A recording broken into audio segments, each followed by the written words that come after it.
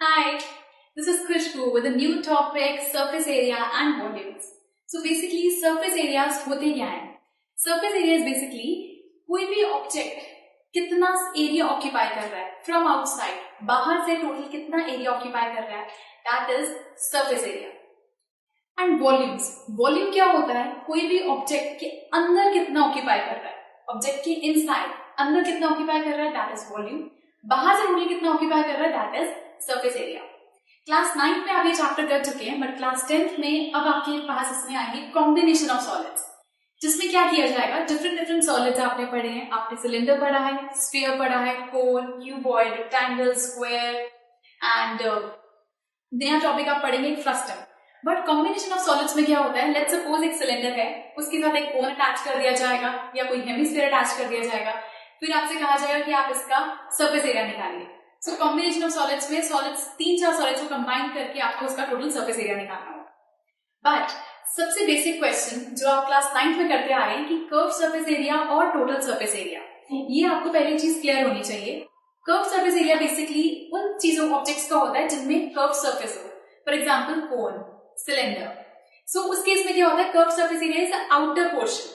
Outer portion का हम area लेते हैं, उनके जो फ्लैट एंड्स होते हैं, जैसे हमारा सिलेंडर है उसके ऊपर और नीचे फ्लैट एंड्स होंगे, उसका एरिया इंक्लूड नहीं होता. जैसे कोन है उसका भी नीचे फ्लैट एंड होगा, उसका एरिया इंक्लूड नहीं होता.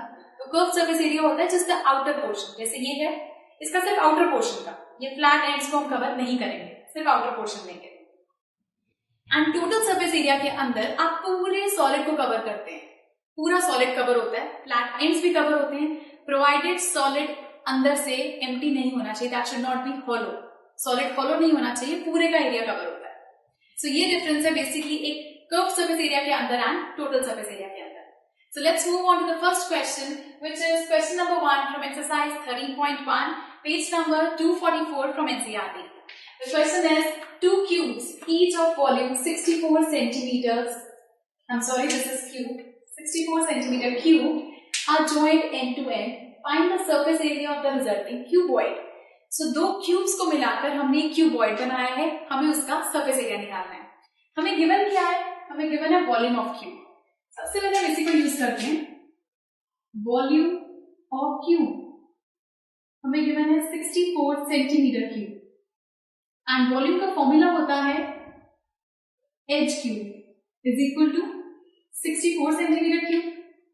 सो एच क्यूब, अगर हमें यहां से एच निकालना है, एज ऑफ क्यूब निकालने के लिए हम क्या करेंगे कि क्यूब रूट उधर जाएगा, क्यूब उधर जाएगा तो जाके बनेगा क्यूब रूट 64 सेंटीमीटर. सो ये हमारे पास साइड आ जाएगी यहां से 4 सेंटीमीटर. ये आपके पास आ गया edge of cube, edge is 4 centimetre. अब हमसे कहा गया कि दो क्यूब्स को हमने कंबाइन करा है और उससे क्यूबॉइड बनाया है.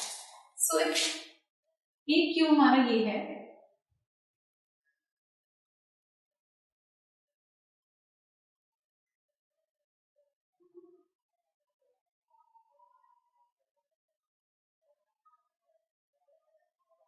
और दूसरा ये, दोनों को हमने कंबाइन कर दिया. इसकी साइड हमारे पास थी 4 सेंटीमीटर एज है, तो ये साइड 4 है क्यूब की, दूसरे की साइड भी 4 है, ये साइड 4 है, इसकी भी ये साइड 4 है, this is 4, this is also 4, 4, 4, 4, this is also 4, 4. तो इस तरह से सारी. अब आप देखिए ये वाली चीज जो होती है, दिस इज लेंथ, ये पोर्शन लेंथ है, this is breadth and this is height.